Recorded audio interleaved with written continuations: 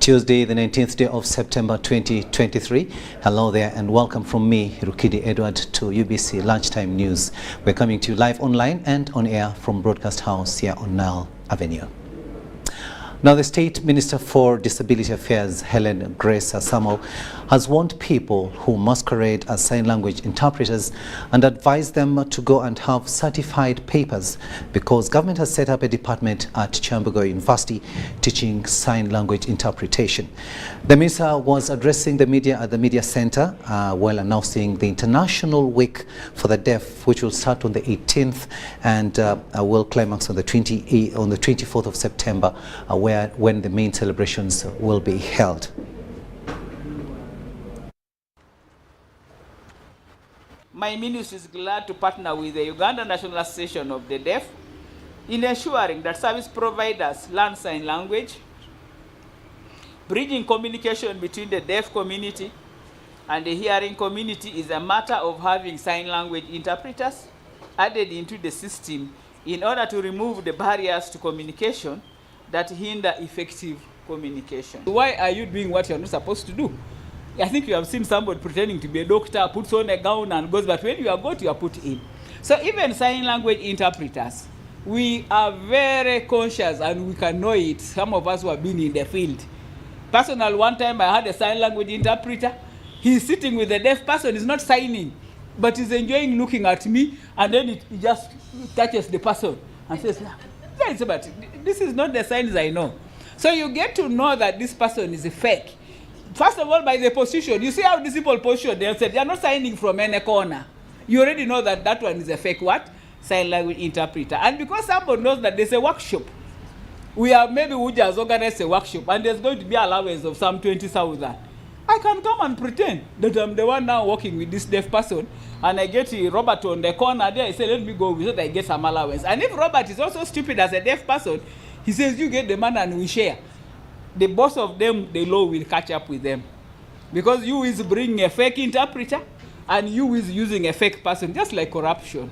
So I think the issue is why we are going for certification under Chambugo University, government institution, is to get to know who are the qualified ones. We are not going to entertain people to bring other people. And this also goes to you, the media houses. Some of your interpreters on TVs, you really see they don't have standards of a sign language interpreter. Sign language interpreter are not supposed to overdress, lipstick everywhere, earrings are running up to down. That is not what a sign language interpreter is supposed to do. So if there are some out there who are already on your TVs, warn them, because when you overdress, the attention now comes to look at your beauty instead of looking at the what? The message. Now, the mood at the access road leading to the FDC party chairman, Ambassador Waswa Bidigwa's home, summarizes that the intended extraordinary FDC Delegates Conference will not happen.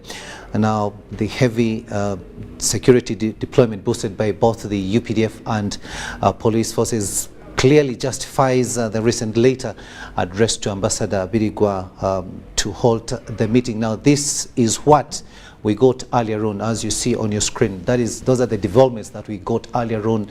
However, this is a developing story, and we shall be updating you as when we get more details. But that is what happened earlier on. By the way, police is doing all this, but it was expected.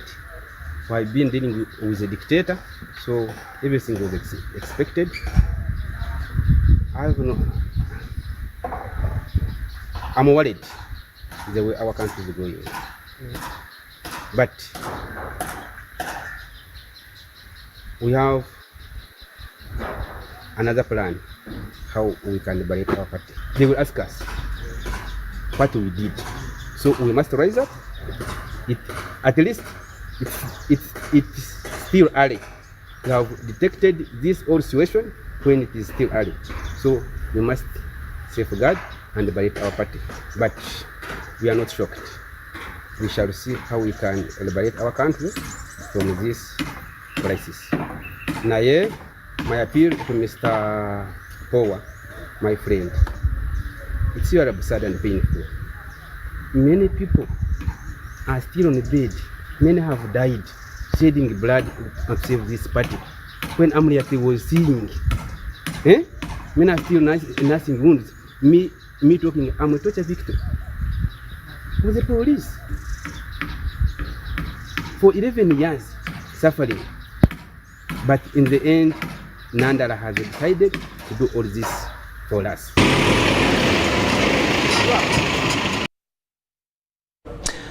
Now, the Democratic Party has cautioned police on what they termed as an attempt to ban political party activities in Uganda. Now, this was in their weekly press briefing addressed by party youth leader Chiria Ismail at the party offices here in Kampala. Take a watch.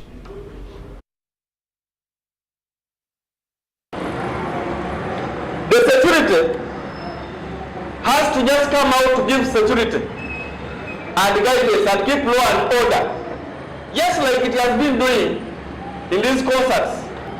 So your role is now to see how have I organized my meeting. You come and guide and also offer that security which I'm supposed to require as a political party. Come out and guide me. What am I supposed to do? But you should not instead again refuse me to operate or to do any political rally or any political meeting in this case of keeping law and order. We are requesting all the school administrations to be so much considerate to the parents when requesting some abnormal, when requesting normal requirements and normal school fees. We have schools who request for requirements which even go beyond the school fees. We have a problem also in the private schools because for them they create so many other avenues where they can be able to manipulate the parents, which is okay. But let us have at least a curriculum whereby a pupil or a kid who is taken to the Kampala schools can get the same schools which actually being acquired by the schools of the pupils who are in schools in Mukedia or Amolata. Let us have a uniform curriculum which is going to cater for our students. Otherwise, we are creating kind of discrimination to the students. You find the kids who have graduated out of nursery, they are different in thinking capacities, they are different in the way of relating, they are different in everything. Let's cross to Buyende district now, where leaders in Buyende district have asked the government to help them with trees for planting as a way to stop heavy winds that come from the lake. Now, this was at an event where the woman member of parliament, Buyende, donated relief items to residents who were affected by a recent hailstorm. The recipients are over 300 families of Chidera and Buyanga sub-counties whose crops, animals and houses were destroyed.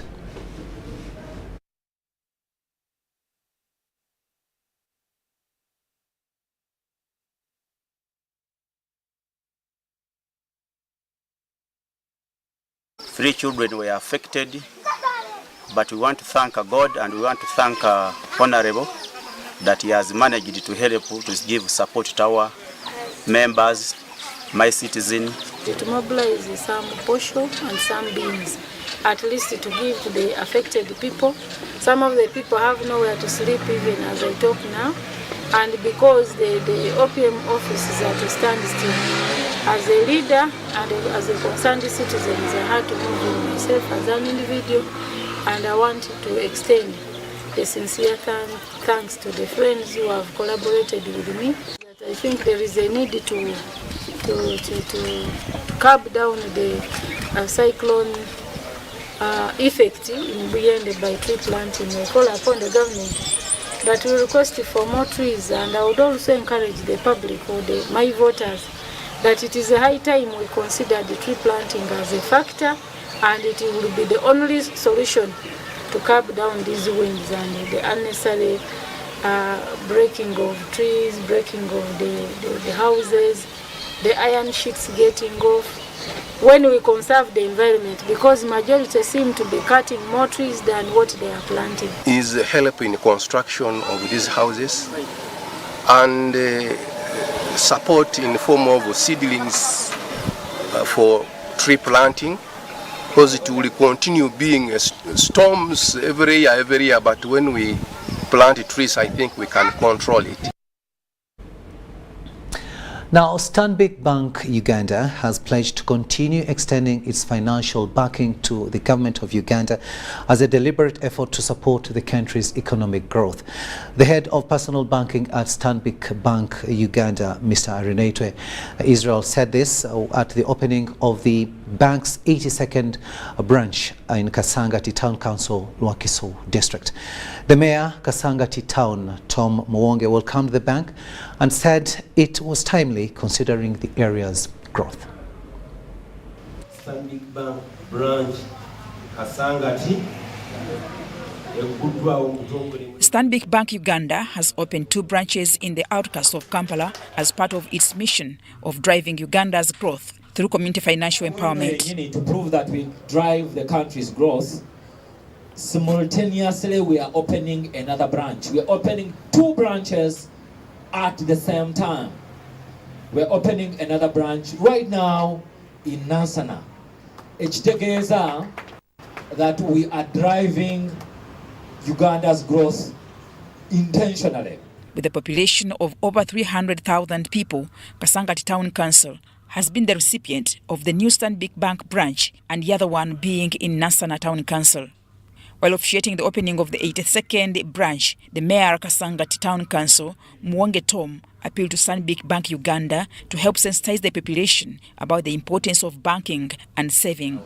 So I thank Stanbic for bringing the services very close to our people, and we pledge as leaders to work together with our Stanbic Bank management in sensitizing and letting our people know the importance and why they should always save. They have to penetrate deep in the villages. First of all, sensitizing is key.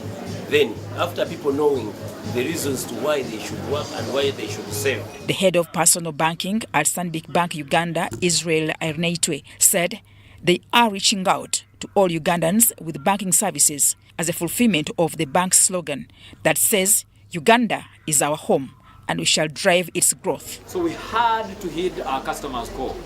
We had to respond to the client's requests to bring services closer to them, that people can do their business, do bank, open accounts, save, take loans within a 10-minute radius in terms of time they take to get to the bank. He also announced that Stanbic Bank had waived school fees transfer banking charges and on loans so that learners and borrowers enjoy services provided by the bank, especially as schools and institutions begin a new term. We want to be a bank that receives and processes your school fees as you pay school fees for your children. We have removed arrangement fees to support you to take your children back to school. You can take a loan quickly in the Stanbic Bank within 2 minutes. Kasangati Stanbic Bank new branch opening attracted area leaders and security personnel, entrepreneurs, and the bank staff. Mtonyi Hilda and Deo Habimana, UBC. Deo and Hilda, thank you for that story there. Now, in a move to reduce unemployment among the youth, Sesako Uganda has partnered with COW, a company from Ghana, to train young men and women in vocational skills to enable them survive in this generation of job scarcity. Now, different training centers have already been set up to train youth from various regions in bakery so that they can be able to earn a living.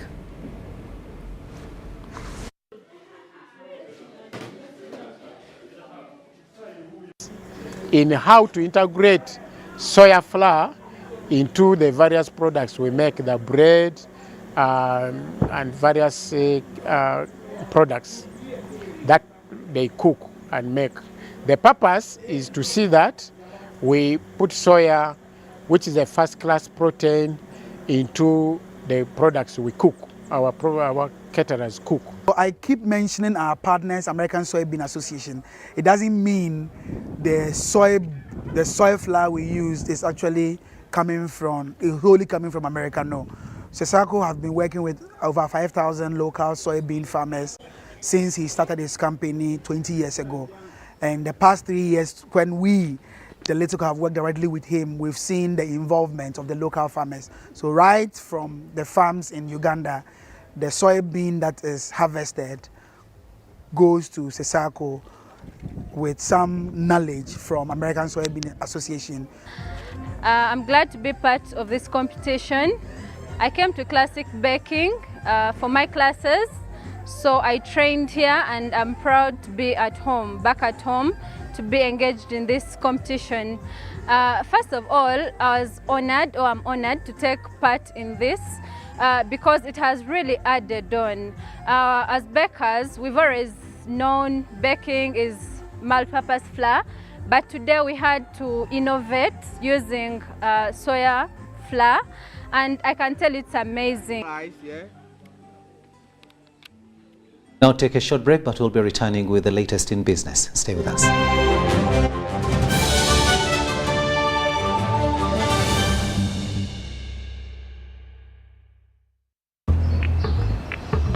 Water, please. Can I pay with Momo? No.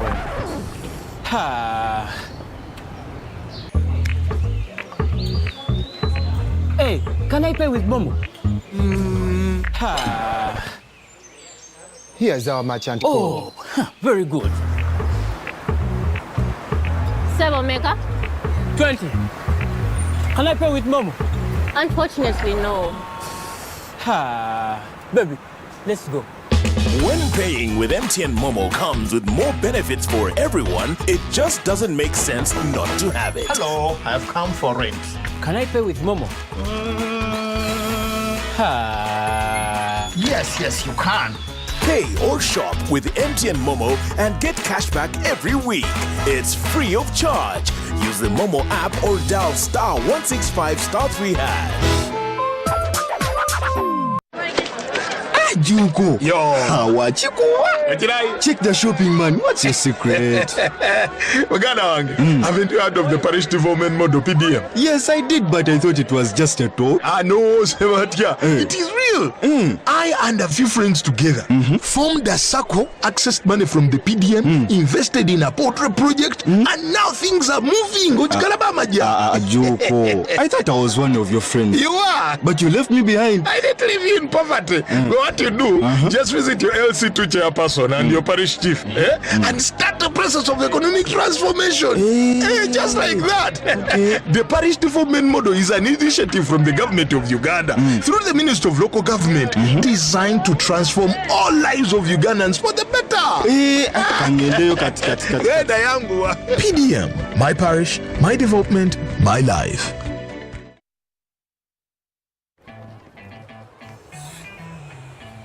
Uncle, you should see London. Oh, my boy. This has been 5 years. You should see Uganda. Yes. Uncle Marcus, this is my former school. See, soon there will be more than 1 million children learning like this for free. This is impressive. Do you even have connection out here? Well, we have 100% 4G countrywide. Okay. We even have 5G too. That's approximately 700 billion Uganda shillings in tax, making Airtel one of the largest corporate income taxpayers over the last 5 years, helping build a better Uganda. Today your son saw our new Uganda. Thank you, Uganda, for imagining it with us and making us the fastest growing telecom in the country over the past 5 years.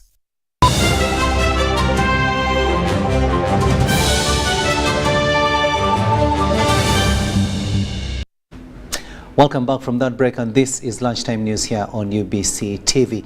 My name is Rukidi Edward Kijanangoma. And later on in this bulletin, we'll be joined by Mr. Kahindi Dennis from Airtel, and he'll be talking to us about the IPO offer. Now moving on to business, recently created cities have been encouraged to embrace plastic recycling as one way of actualizing the idea of promoting green urban development. Now the Uganda Plastics Manufacturers and Recyclers Association wants all cities in the country to have solid waste management systems in place. Now the association spokesperson Moses Ategeka wants locals to also fully embrace the idea of plastic recycling. Soroti is one of the newest cities that the local government has put across, and we are living in a situation whereby we're saying we must live in clean cities, safer, guided environmental systems to make sure that the future is well guaranteed and the cities are in good shape. Recycling, which we are promoting and we have got it in Soroti as well, is something that everyone is yearning for across the country. All cities must have proper plastic or general solid waste systems, which the President has accorded also with an executive order that all towns, municipalities must embrace what we call cleaner cities, whereby solid systems are put in place, waste management systems, recycling facilities in those dumping sites. That was Mr. Ategeka Moses, the spokesperson of the Uganda Plastic Manufacturers and Recyclers Association. Now, as Uganda moves towards first oil production in 2025, more companies are tapping into the lucrative value chain with hope to profit through provision of goods and services. Now, the importance of maintaining international standards and robust financial management among suppliers in Uganda's oil and gas sector has been emphasized at Total's Q3 Tilenga Suppliers Development Workshop. Which is very important because supplier development is also about safety. In a bid to increase awareness on the importance of contract performance management and financial discipline among the oil and gas sector players, Total Energy organized a training to enable beneficiaries attain ISO certification. If you are able to properly manage your contract, if you're able to manage your stakeholders, if you're able to deliver on your different milestones and keep the project schedule in control, then you are learning, and I'm sure at the end of the day, you are a much better contractor. As a company, if we have standards that we adhere to, we are able to blend into the standards that Total Energies already has in place. Hence, contributing to the 20 million man-hours of without a lost time injuries. Currently, all local companies fall under Tier 1 and 2 due to their size and capital base, leaving Tier 1 dominated by international contractors. When the original local content was formulated, the Ugandan companies were ring-fenced around 25 services, mainly around catering, logistics, security and what. But today, you're seeing Ugandan companies have gone into more specialized areas of work, which means they're moving up the ladder. And soon, there will be a Tier 1 Ugandan company. Maintaining standards ensures timely project execution, proper cost management and regulatory compliance. And so far, over 150 companies have been awarded contracts worth $642 million worth of procurement to support Total's fulfillment of these objectives. For me, the important thing is that we are now seeing Ugandans participate into the project. You are seeing Ugandans winning contracts, you're seeing Ugandans delivering contracts. What that means is that Ugandan companies have managed to get up to the standards that an oil and gas licensee requires, that Ugandan companies have the capability to perform. So far, Total Energies boasts to have achieved 20 million man-hours without lost time injury, attributed to successful partnerships with the public and private sector. Wadulo Makanold, Marion Awori, UBC News in Kampala. Now, Uganda is undergoing a peer review on tax transparency and exchange of information. The review will carry out a comprehensive monitoring of the implementation of standard of transparency and exchange of information for tax purposes. Dennis Tigoa reports.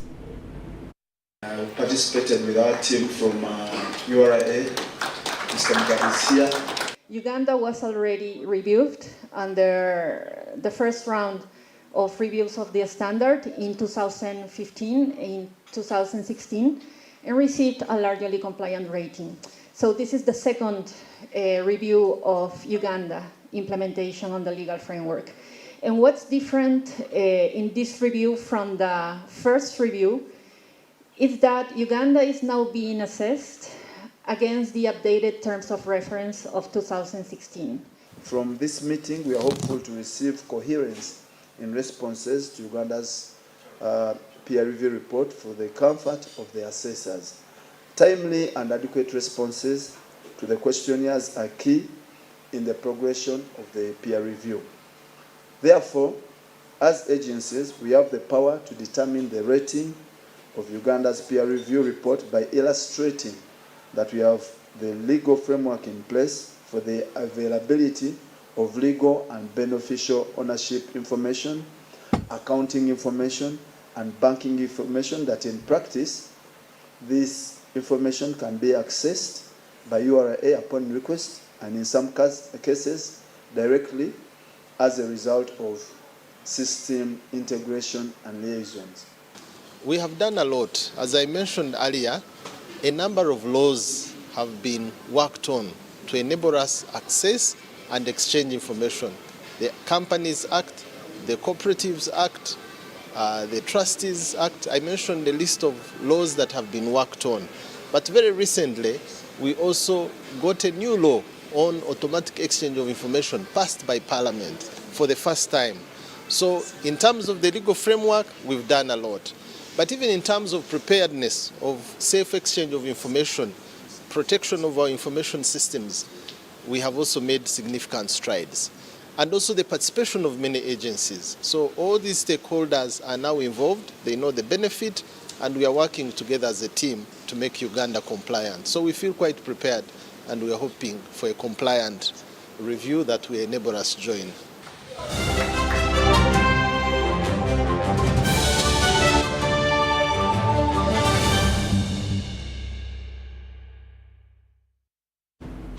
Sports news now, and we go to Lira, where over 100 underprivileged children in northern Uganda have concluded their holiday soccer camp in Lira city. Now, this is an initiative of Destiny Soccer Academy in their quest to develop sports in northern Uganda after a terrific war that ravaged the region for 2 decades.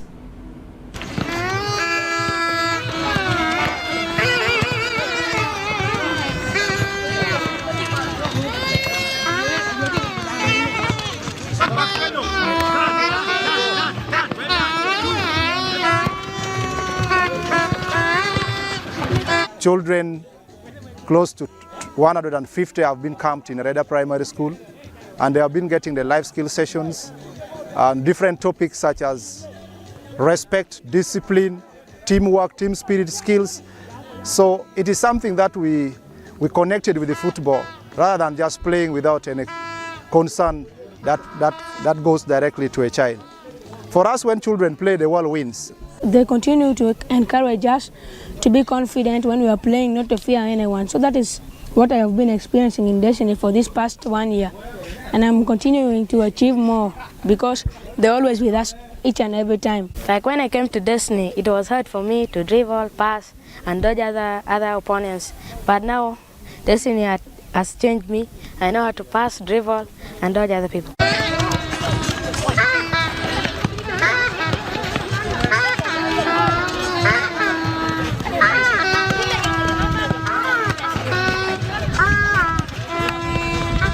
And we have produced great players who are in the national team, Musa Ramadan, Alan Okello. So we still want to put northern Uganda onto the chart, which is not happening for the last 20 years during the insurgency. So we are trying to tap the talent in the community, bring them together, give them the soccer experience and life skills that help them to maneuver through the challenges in life. These are youth from underprivileged society, and we think that through this project they can be protected from the streets, they can be protected from drugs, and then they can be protected from doing the other things that would ruin their life.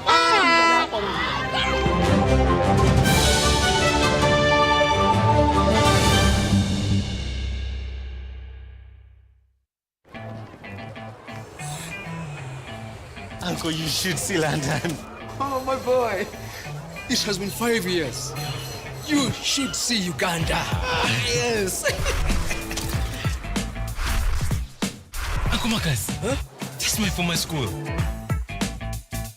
See, soon there will be more than 1 million children learning like this for free. This is impressive. Do you even have connection out here? Oh, we have 100% 4G countrywide. Okay. We even have 5G too. That's approximately 700 billion Uganda shillings in tax, making Airtel one of the largest corporate income taxpayers over the last 5 years, helping build a better Uganda. Today, your son saw our new Uganda. Thank you, Uganda, for imagining it with us and making us the fastest growing telecom in the country over the past 5 years.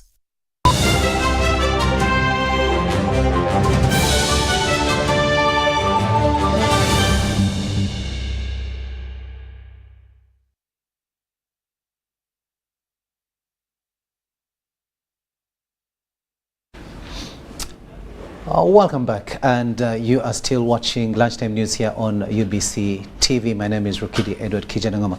It's now time for us to have that interview that we had talked about, of course, Airtel going public, and we're going to look at what is the need for Ugandans, but also for Airtel as a company. And I'm joined in the studio by none other than Mr. Kahidi Dennis, who is Airtel's home broadband director. Sir, good afternoon and welcome. Good afternoon. How are you? We're good. Yeah. Yes, you are going public, and of course, would like to know more about this. Of course, Airtel are going public, the IPO. Tell us more about it. Okay. Thank you so much, and thank you for hosting me. Most of us know Airtel. Airtel has been here for over 25 years. We've been doing business with Ugandans for the last 25 years. Operating as Airtel over the last 12 years, having acquired Worried. Of course, most Ugandans know the transition from Airtel to Worried, to Airtel to Zain to Worried to now Airtel. We are happy to say that we are very excited to give Ugandans a bit of that support that they've given us. We are floating about 8 million shares.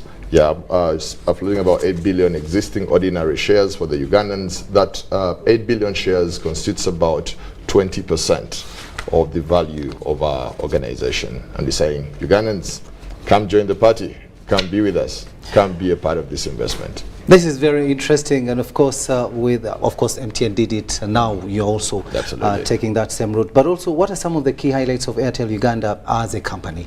Now, Airtel Uganda as a company, there's a couple of things that I just want to touch on here. I've talked about the history of Airtel in this country, that we've been here for over 25 years. But not only have we been here for 25 years, we are market leaders in this business, in the telecom business, and I don't think it's without a doubt for any Ugandan that we are market leaders. But also some of the things that Ugandans have gotten to know about us, and we are very proud of, is that Airtel currently runs the largest 4G network in the country, covering about 90.7% of Uganda's population. Earlier mid this year, sometime in July, we launched 5G. 5G in Uganda.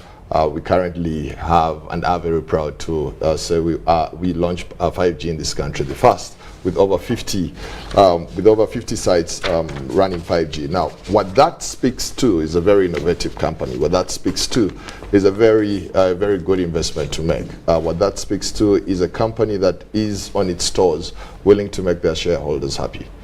Of course. Back to the IPO, what is the offer price for Airtel's Uganda's shares, and who is offering them? Okay, so the offer price for Airtel Uganda, we are coming in at 100 shillings. 100 Uganda shillings, but with a minimum buy of about 2,500 shares. So what we're asking Ugandans is for you to be a part of our business, for you to be a shareholder in Airtel Uganda. All you need to do is to buy 2,500 ordinary shares, costing you 250,000 shillings, and these are being offered by Bati Airtel. Bati Airtel, which is a part of Airtel Africa Group. Yes. Okay. Recently, I actually tried to buy shares, but I had a problem. Yeah. And I did not go through the court. Yes. But there are people that actually you are working with. Yes. So that they can get you to get the shares. Yes. So was that a technical problem? Because afterwards I got a message and it said that it had failed. I could not. Okay. So what are some of the challenges that you might have already faced or you anticipate? Okay. And if so, what are the solutions to them? Okay, so it's really unfortunate that we went through that. We've not received so much such feedback. Most of our customers who are procuring the shares are having a very flawless system, a very flawless process through *185 *85 hash, going through the prompts, and any of them who has an SCD account, which is a Securities Central Depository account, is able to acquire those shares. Of course, you need to have a valid national ID because you want the shares really be in your name. Yes. But beyond that, we've also created two other parts in which you can access the shares. So we have the mobile IPO, the IPO that we're talking about, the *185 *85 hash. That is working very perfectly. But you need to know that the minimum amount of money that you need to be having is at least 250,000 because that's the minimum that you can buy. That's one. Number two, we have our IPO already listed on our website. On the Airtel Uganda website. Now, that Airtel Uganda website takes you through the prompts, and you can physically fill that form. Fill that form and submit it. Through our brokerage firm, which is Crescent Capital, that we are working with. The third route that we are going with is through this Uganda Securities Exchange portal, where you can still access, you can still be able to buy the shares. So we've created 3 different portals.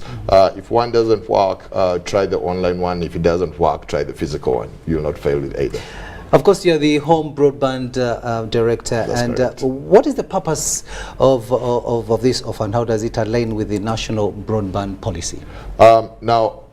Speaking from my office, so in 2018, our regulator, who is Uganda Communications Commission, requested of us to allow Ugandans to be a part of our business, something that we're very excited about. So we are in fulfillment of the National Broadband Policy, floating those shares, but also we are allowing Ugandans to be a part of what we believe is probably the best performing organization, best performing teleco in this country, that you want to be a part of this. But before you make that, we make that decision for you, we are encouraging Ugandans, please walk over, go to the Airtel website, find our prospectus, read our prospectus, understand, make the judgment yourself. Is it worth being a part of this 20% of this organization? I think it is, but make that judgment on your own. Well, that's very interesting. But also, what are some of the key dates and milestones that we can talk about here for this offer, and how can investors, stay informed? Okay, so the number one date that I want every single potential investor to have at the back of their mind is the 13th of October. The 13th of October is when we close this IPO. 13th? 13th of October. That is a date that you need to have at the back of your mind. The other date that you need to have at the back of your mind is the 31st of October. The 31st of October is the date when that bell will ring, where the bell will ring and Airtel will be officially listed on the Uganda Securities Stock Exchange. Because the other dates that I would make mention of are dates that have already passed from the date that we offered our IPO or we opened that process. It's going to be a 45 days process, which ends on that 13th of October. For any customer who wants to know a little more about Airtel and what we have to offer, my encouragement to you, again, as I said in my previous answer, please go to our website. There is two versions of our prospectus. We have the abridged version, which is just under 60 pages, and we have the longer version, which is about 364 pages. I would encourage you, within the next couple of days, find time, read it, make your own judgment, and decide on whether you want to be a shareholder of Airtel Uganda or not. Very, very interesting. And that is Mr. Kahindi Dennis, who is Airtel's home broadband director, and he's been telling us about the IPO that is in the process. And of course, the key dates there, you need to be ready with 125,000. That is 250,000 for 2,500 shares. For 25, exactly. Those are the shares that you can begin with, but you can buy more than that if you have your money. Your parting shots. My parting shots, we've never had a better opportunity as Ugandans to be a part of something very phenomenal. Airtel has been here. Airtel is here for the longest time. Be a part of our growth. Be a part of this new phenomenon. Thank you so much, Mr. Kahindi, and that is all we had time for about this interview. Thank you so much for having been part of this broadcast. My name is Edward Kijanangoma. See you later and bon appetit.